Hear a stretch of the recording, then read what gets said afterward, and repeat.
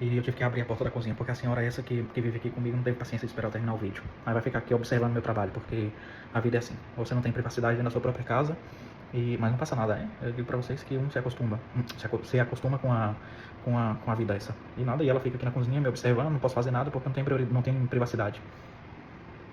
Aqueci, é? Bom, de nada. E vou colocar aqui. Enquanto eu faço isso, eu explico pra vocês a questão do empadronamento.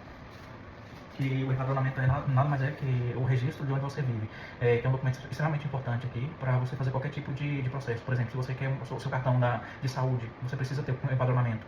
E se você vai no banco abrir uma conta, eles te pedem um empadronamento, que é a sua direção. Esse é um certificado que você faz na OMAC, que se chama aqui, que é a Agência de Cidadana, que faz esse tipo de registro. Só que para você se apontar, ou para você se inscrever no padrão, você precisa ter um contrato de aluguel. Ou então, se você vive num quarto alugado, ou se você vive com alguém, essa pessoa tem que ceder o contrato para você se empadronar. Só que, tem umas limitantes, que por exemplo, se você vive num piso de um apartamento de dois quartos, se não me equivoco, me parece que só você pode empadronar 4 pessoas nessa mesma direção.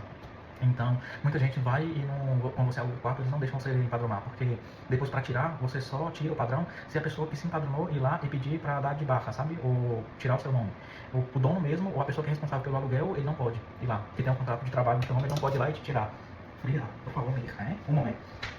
E você precisa ter esse documento. Em Barcelona, se não me equivoco, me parece que você pode se empadronar sem endereço fixo. Só que muita gente que eu acompanho na internet tentou fazer esse processo e no final das contas saiu denegado.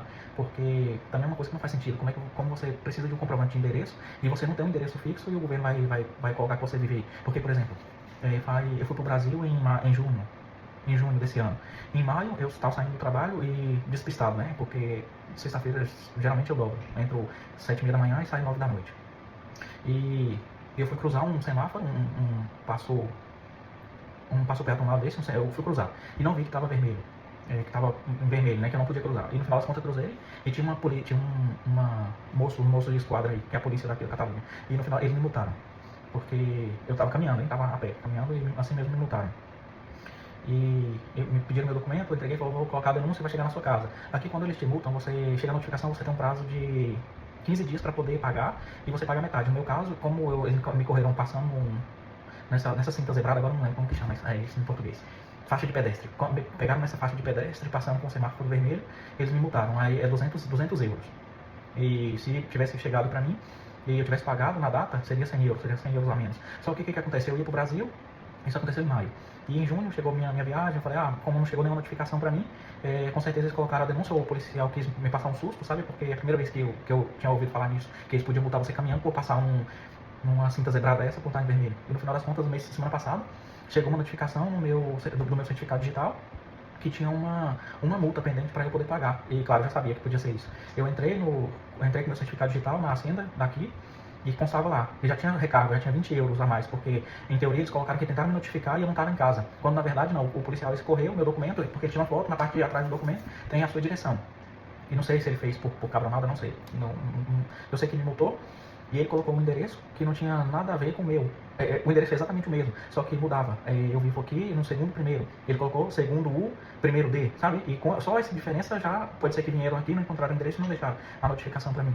Por isso é que eu vejo que não faz muito sentido te empadronar em uma direção que não vão te encontrar, sabe? Que é esse empadronamento sem endereço fixo. Por isso é que eu acredito que denegam a maioria das solicitações. E, enfim, esse tema da multa é outra coisa. Um dia, se eu tiver muito sem o que fazer, eu faço um vídeo sobre essa questão da multa. E esse é o empadronamento, é o certificado de onde você vive. E também quando você for solicitar a nacionalidade ou você for fazer qualquer outro tipo de trâmite que peça, que você comprova o tempo de moradia que você tem aqui, esse documento é essencial. Além do seu passaporte carimbado, porque a partir do ano que vem me parece que a Espanha já não vai carimbar os passaportes. O que você tem que fazer? Porque antigamente, quando você vinha, até ano passado, você chegava aqui, eles te carimbavam o seu passaporte, isso comprovava a sua entrada aqui no território. E agora não, se você chega do Brasil, Vila Mica, por favor, que bajar. Quando você chega aqui na Espanha, a partir dessa nova taxa que você tem que pedir para poder entrar aqui, que antes era 7 euros, também agora já subiu para 20, porque a vida da gente aqui é essa agora, hein? Um dia você chega no mercado, uma coisa custa 2,50 euros, na outra semana custa 5, que a vida agora que tá assim.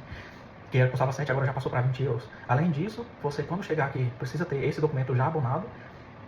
Eu falo para vocês que vem de fora da União Europeia para poder entrar aqui na Espanha.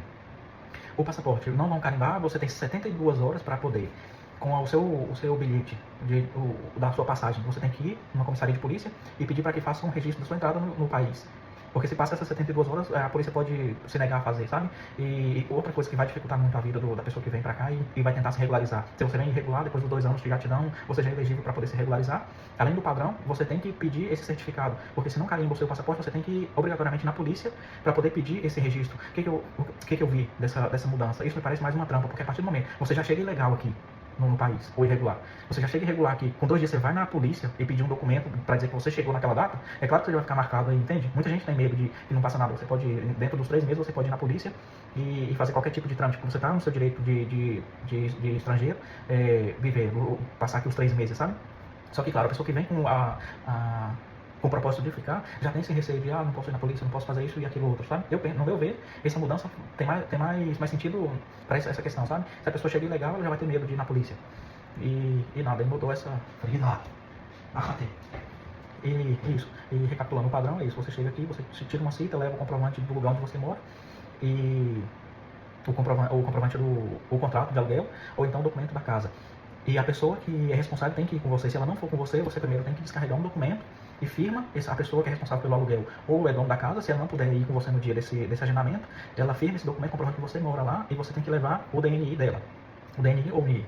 E assim eles te fazem um empadronamento. Aí nesse empadronamento eles vão emitir para você um primeiro documento, que é um primeiro certificado, que é válido por 3 meses. E depois, se você necessitar ir na polícia, você precisa desse documento atualizado e você tem que voltar lá para eles poderem emitir outro para você. Se você não tem certificado digital, se você tem um certificado digital, você mesmo pode ir tirar na internet. Você volta lá, paga 5 euros para eles imprimirem um papel para você. E o empadronamento é basicamente isso, é o registro de onde você vive.